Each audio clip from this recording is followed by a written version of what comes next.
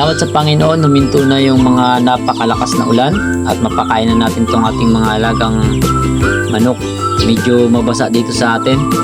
Buti na lang itong ating mga alaga ay sanay sa pre-range at kaya nilang survive sa mga malalakas na ulan. Yan o, meron tayong mga sisiw pero maliligtas sila kahit malakas yung ulan.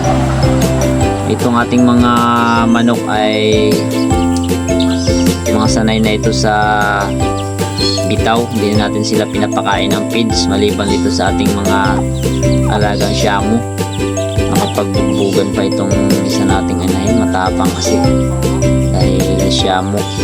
So yan yung ating mga alaga ay alam nila yung diskarte sa tag-ulan at hindi na sila basta-basta mamatay sa kahit malamig yung panahon dahil kahit nung maliit pa sila ay sinanay na natin sila sa pre-range.